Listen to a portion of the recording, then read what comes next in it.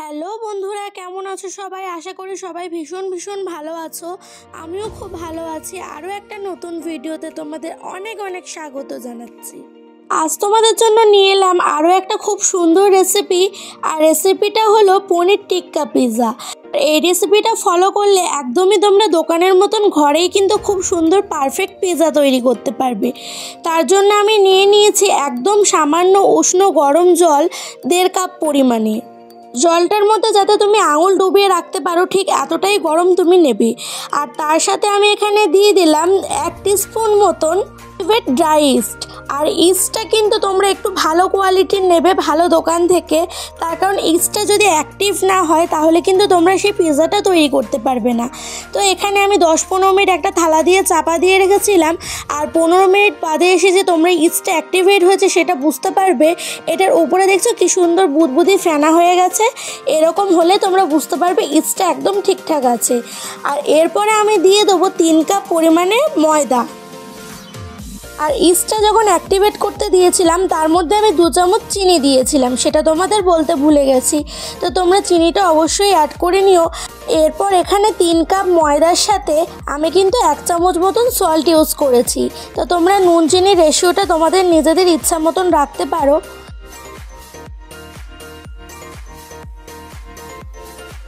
1 teaspoon মতন এখানে salt use করার পরে আমি এই জিনিসটাকে ভালো করে মেখে নেবো।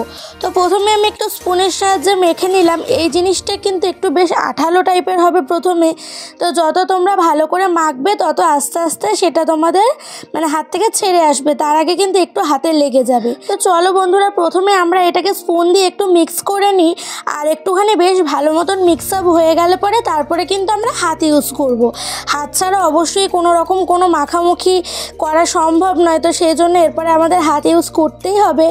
আর এই প্রসেসে কিন্তু এই সময়টা একটু হাতে লেগে যাবে। তো তোমরা কিছু মনে করো না এতে। এরপরে অল্প অল্প করে তোমরা ময়দা ইউজ করে ভালো করে ডোটা তোমরা একটু টাইট করে নিতে পারো। আর এই ডোটা হবে না প্রচুর শক্ত না প্রচুর নরম। হ্যাঁ, নর্মালি যেরকম আমরা রুটি পরোটা খাই তার থেকে একটু নরম হবে। তো এরপরে আমি এখানে দেখো বাটার ইউজ করে নিলাম।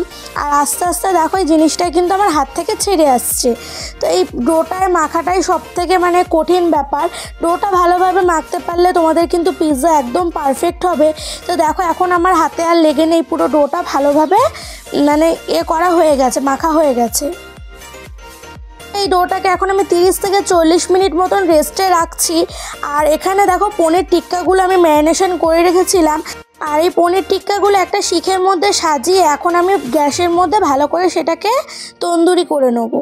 তো যেহেতু আমি শুধুমাত্র ভেজ খাবারই কনজিউম করি, তো সেই কারণে আমার পনির টিক্কা পিৎজাটা কিন্তু সবথেকে বেশি ফেভারিট।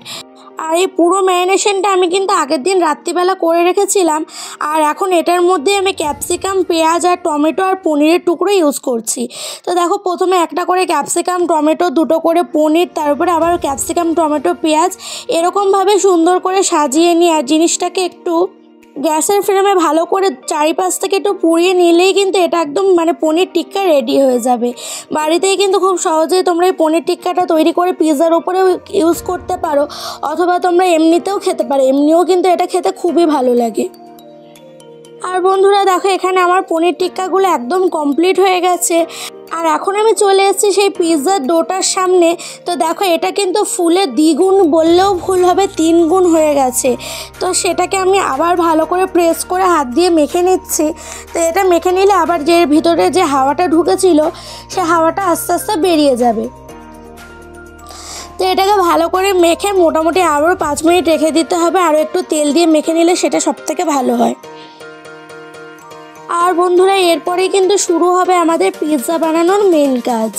তো একটা আমি স্টিলের থালা নিয়ে নিয়েছি। তোমাদের কাছে কেক টিন থাকলে পরে তোমরা সেটাও নিতে পারো, অথবা যে কোনো সিলভারের বাসনের মধ্যে তোমরা কিন্তু এরকমভাবে ওপর থেকে একটু ময়দা সেটাকে ব্রাশ করে নিয়ে তারপরে সেটাকে চেপে চেপে পিৎজার ডোটাকে বানিয়ে নিতে পারো। এই হচ্ছে যে পিৎজার ডোটা ভালো করে ব্রেডের আকারে তৈরি করে নিলাম। আর এখন হচ্ছে গিয়ে চারিপাশটা একটু কাঁটা চামচ দিয়ে একটু ফুটো ফুটো করে নিচ্ছি, না হলে এটা ফুলে উঠবে। তো ভেতর থেকে ভালোভাবে বেক হবে, সুন্দরভাবে হবে, তো সেই জন্য আমি একটু কাঁটা চামচ দিয়ে ফুটো ফুটো করে নিলাম। আর এটা হলো হোমমেড পিৎজা সস। তো এই সসটার রেসিপি আর তোমাদের সাথে শেয়ার করা হলো না, এটা তোমরা ইউটিউবে যে কোনো জায়গাতে সার্চ করলেই পেয়ে যাবে, অথবা তোমরা আমাকে কমেন্ট বক্সে লিখতে পারো। তো পরের বার আমি তোমাদের সাথে এই রেসিপিটা শেয়ার করে দেবো। তো পিৎজা সসটা আমি বাড়িতেই একটু তৈরি করতে ভালোবাসি, কিন্তু দোকানেরটা আমার অতটা ভালো লাগে না।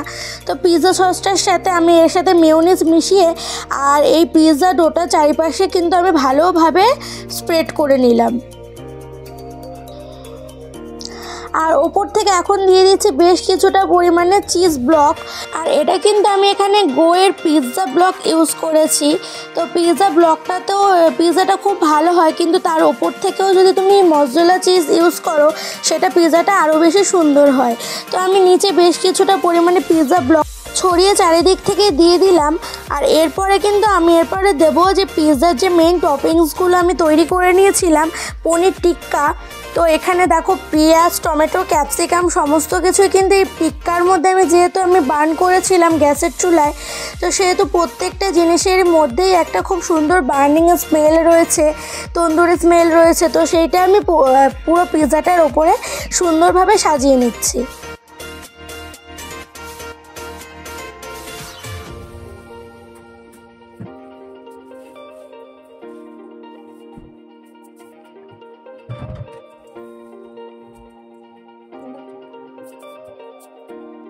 আর বন্ধুরা, পিৎজার সমস্ত টপিংসগুলো আমি সুন্দরভাবে সাজিয়ে নিয়েছি। আর এর ওপর থেকে দিয়ে দিচ্ছি আমি ডিলেক্টার মজরেলা চিজ। তো এই চিজটা সবথেকে বেশি ভালো বলে মনে হয়েছে। এর আগেও আমি বিভিন্ন কোম্পানির মজরেলা চিজ ইউজ করেছি, কিন্তু ডিলেক্টার এই চিজটা কিন্তু বেশ সুন্দর স্ট্রেচি ভাব হয়। আর দেখো এখানে কিন্তু আমি বেশ অনেকটা পরিমাণে চিজ ইউজ করেছি, আর এই চিজটা কিন্তু খেতেও বেশ অনেকটা টেস্ট। তোমরা তোমাদের পরিমাণ মতন এখানে চিজটা ইউজ করতে পারো। যে তোমাদের যদি মনে হয় যে তোমরা চিজটা অতটা পছন্দ করো না, তো একটু কম পরিমাণে ইউজ করো। আর যদি মনে হয় তোমাদের আমার মতন বেশ সুন্দর চিজি পিৎজা খেতে ভালো লাগে, তাহলে তোমরা চিজটা একটু বেশি পরিমাণে ইউজ করো। আর এর আগে আমি এখানে ওভেনটা প্রিহিট করে রেখেছিলাম 200 ডিগ্রি সেলসিয়াসে। আমি 10 মিনিটের জন্য প্রিহিট করে রেখেছিলাম। আর এখন এই পুরো পিৎজাটাকে মোটামুটি 15 থেকে 18 মিনিট বেক করে নিয়েছি। তো তোমরা তোমাদের ওটিজির টেম্পারেচার অনুযায়ী ভালো করে সুন্দর করে বেক করে নিও। সবার ওটিজির টেম্পারেচার একই হয় না, তো আমার এতটাই টাইম লেগেছে। আর এই পিৎজাটা দেখো দেখতে কতটা সুন্দর হয়েছে বন্ধুরা। এই পিৎজাটা এরপর আমি তোমাদের কাট করে দেখাবো। পিৎজাটা এতটা স্পঞ্জি হয়েছিল, পুরো ডমিনোজের পিৎজার মতনই কিন্তু খেতে হয়েছিল, খুবই ভালো হয়েছিল। অবশ্যই তোমরা ট্রাই করে দেখো বাড়িতে, একদম আমি কথা দিচ্ছি খুব সুন্দর হবে এই পিৎজাটা। তো বন্ধুরা, আজকের এই রেসিপিটা ভালো লাগলে লাইক, কমেন্ট এবং সাবস্ক্রাইব করে দিয়ে চ্যানেলটির পাশে থেকো। আমি কিন্তু তোমাদের জন্য মাঝে মধ্যে এরকম সুন্দর সুন্দর রেসিপি নিয়ে আসবো। তো টাটা, বাই বাই, ভালো থেকো, সুস্থ থেকো সবাই। দেখা হচ্ছে পরের একটি নতুন ভ্লগে।